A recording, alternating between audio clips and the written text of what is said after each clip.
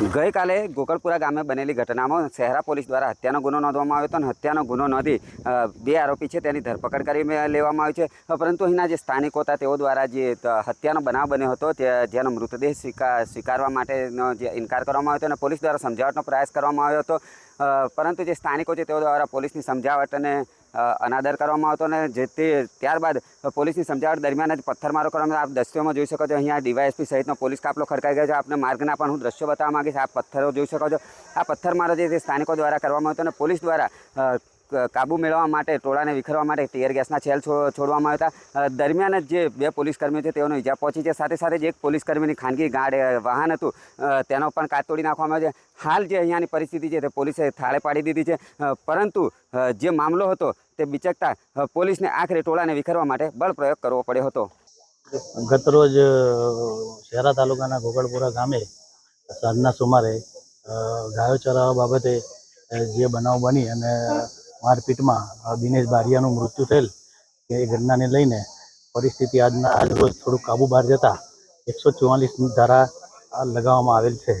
ગઈકાલે શહેરા પોલીસ સ્ટેશનના ગોકળપુરા ગામે એક મર્ડરનો બનાવ બનેલો હતો, જેમાં બારિયા સમાજના દિનેશભાઈ બારિયા ઉપર એક ચંદુ ભરવાડ કરીને જે આરોપી છે એ અને એની સાથેના અન્ય બે ઈસમોએ લાકડીઓથી પ્રહાર કરેલો હતો. ભેલાણ બાબતનો ઝઘડો હતો અને પ્રહાર કર્યો હતો, જેના કારણે જે દિનેશભાઈ બારિયા છે એમનું દુઃખદ મૃત્યુ નિપજેલું હતું.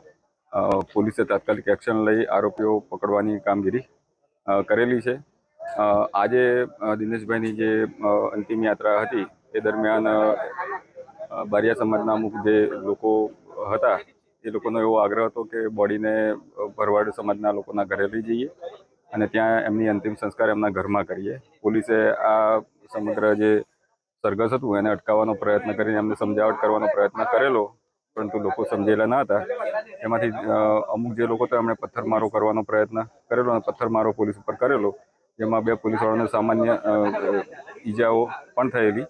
પોલીસે સ્થિતિ કાબૂમાં કરવા માટે ટીયર ગેસના સેલ, લગભગ 8 ટીયર ગેસના સેલ છોડેલા છે. હાલ પરિસ્થિતિ સંપૂર્ણ કંટ્રોલમાં છે. જે તોફાન કરનારા તત્વો છે તેમને શોધવાની કામગીરી ચાલુ છે. લગભગ 12 થી 15 આરોપીઓને શોધી પણ લેવામાં આવે છે. કોમ્બિંગની કામગીરી પણ ચાલુ છે અને હાલ સંપૂર્ણ શાંતિ છે. આરોપી કેટલા પકડી પાડવામાં આવ્યા? હાલ 10 થી 15 જેટલા પકડવામાં આવે છે. જે એની વિગતો નામ સાથે આપને આપવામાં આવશે, પણ અત્યારે હાલ પ્રાથમિક રીતે 12 થી 15 જેટલા પકડવામાં આવેલા છે.